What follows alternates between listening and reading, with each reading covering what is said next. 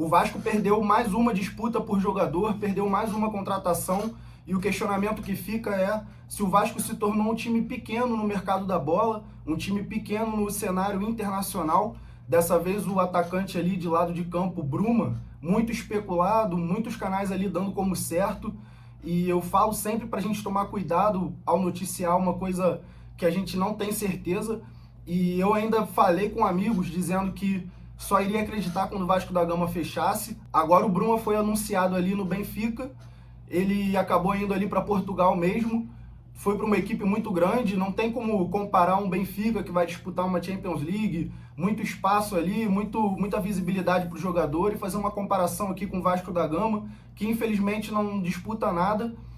O Vasco hoje nem por jogador consegue disputar, não consegue entrar nesse embate com time nenhum.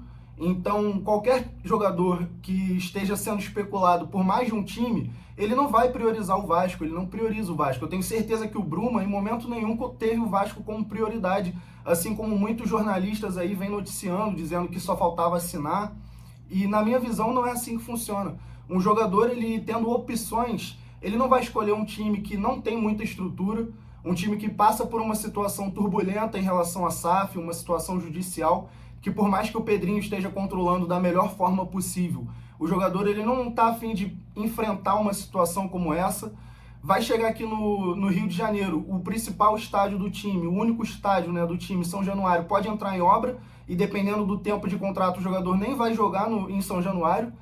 Então fica esse questionamento se realmente vale a pena para o jogador hoje vir para o Vasco da Gama. Qualquer equipe do Brasileirão, praticamente qualquer equipe da Série A que fizer uma oferta pelo jogador, ele vai escolher esse time ao invés do Vasco da Gama, pela situação atual. Infelizmente, o torcedor do Vasco da Gama, e eu me incluo nisso, vive de museu praticamente. Vive de coisas que aconteceram há 30 anos atrás para baixo. Então a galera quer falar para o jogador que vale a pena vir para o Vasco da Gama, que teve Roberto Dinamite, que teve Romário, Edmundo, mas isso são coisas de muito atrás. Um jogador internacional que vem pesquisar e junto com um empresário, com a família ali, junto com o seu agente, faz uma pesquisa sobre o clube que ele vai jogar, ele olha o Vasco da Gama, os últimos anos aí do Vasco, ele olha a estrutura, as notícias aí internacionalmente rolando a respeito da 777, e ele não vai escolher o Vasco da Gama, mesmo tendo grandes nomes aqui, a gente sabe disso. O Payet, ele veio porque ele estava cogitando até mesmo uma aposentadoria ali. O Coutinho veio por amor praticamente, tudo bem que tem um salário alto ali, veio para se reestruturar como jogador também, mas ele veio por amor, porque ele poderia escolher outra equipe, tinha outras ofertas. Então não tem como fazer essa comparação. A torcida fica criando esse tipo de expectativa aí, e eu não sei se são os canais que colocam isso na cabeça do torcedor, ou se é a carência, e eu falo isso com propriedade, porque eu sou vascaíno. Mas a gente não pode ficar se iludindo com qualquer notícia de qualquer jogador que vai vir. Eu só coloco como expectativa assim na minha vida quando eu vejo que o Instagram do Vasco postou como contratado. Aí eu coloco expectativa, vamos ver o que esse cara vai fazer, será que ele vai ser bom?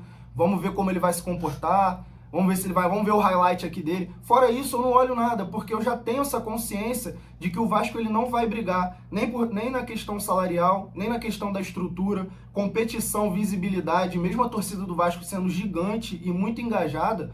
O jogador, ele quando tem outras opções de times também grandes, eles vão para outro time com a estrutura melhor, que está disputando Libertadores, Brasileirão, pode colocar mais títulos na carreira, pode ganhar metas aí na sua carreira. Então isso daí é uma coisa que tem um peso gigante. A gente se acostumou um pouco mal ali nessa época da 777, esses 2, 3 anos aí da 777, pelo seguinte, apesar de fazer um bando de lambança, de contratar mal pra caramba, eles colocavam dinheiro, então eles venciam às vezes a disputa no dinheiro, convenciam o jogador pelo pagamento. É o caso ali do João Vitor, por exemplo, zagueiro, que até é um bom zagueiro, mas o valor que o Vasco pagou por ele, quando finalizou o ano agora e ele bateu algumas metas ali simples de bater, número de jogos, ele simplesmente o Vasco foi obrigado a pagar mais 10, 12 milhões de reais, totalizando quase 50 milhões de reais na contratação do zagueiro João Vitor. Então isso foi uma contratação da época da 777. O Pedrinho não tem culpa nisso. E na época da 777, eles faziam dessa forma. Ofereciam salários exorbitantes. Um jogador que era para ganhar 300 mil, ele oferecia 600, 700 mil. Tivemos esse caso no elenco, como por exemplo o Rojas, o Serginho. vários jogadores recebiam salários muito mais altos do que eles deveriam receber. E aí acabou vindo ali Piton, Léo Jardim, vieram alguns jogadores sim, trouxeram o Payet na época.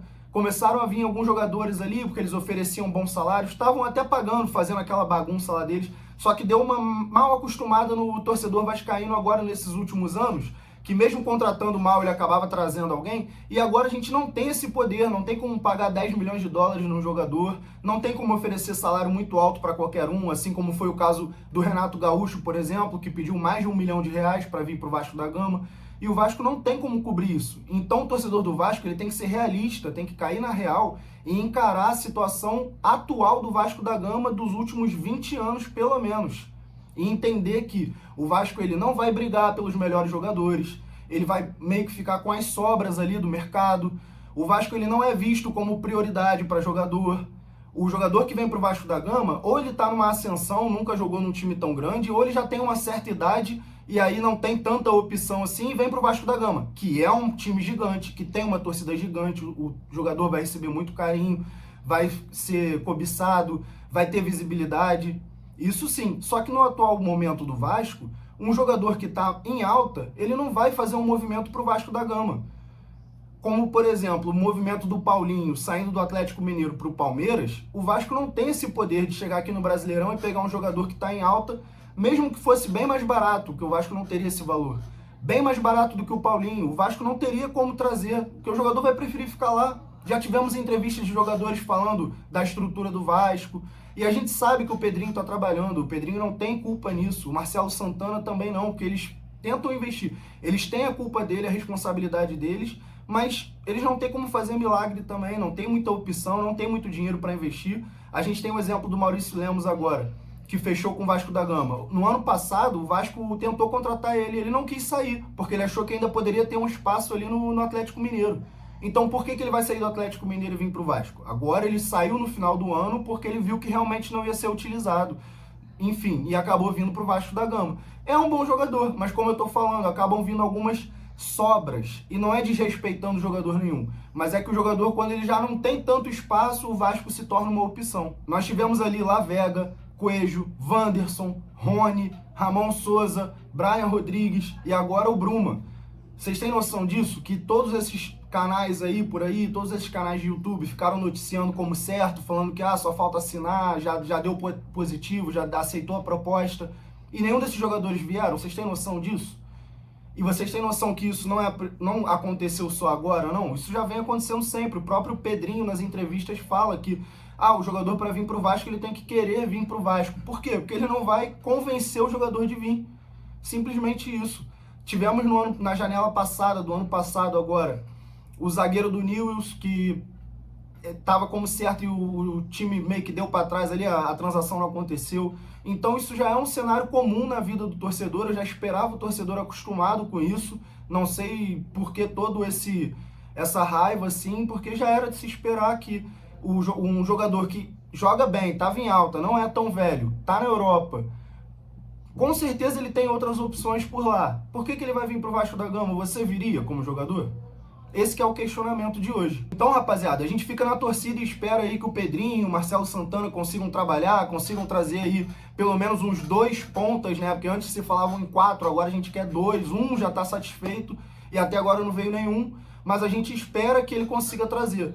Não é uma crítica a ele, mas que ele faça algum movimento. Traz alguém aí da Série B, traz alguém aí para compor elenco, então faz alguma coisa, traz 3, 4, 5 apostas e vai botando ali para ver se uma dá certo lá ele, entendeu? Então é isso, rapaziada. Mais um vídeo da TV Clubismo aí. Gostou? Se inscreve no canal, comenta, discordou aí do meu desabafo. Pode deixar aí embaixo, tamo junto. Obrigado aí por ter ficado no canal. E manda pro amigo vascaíno aí. Valeu!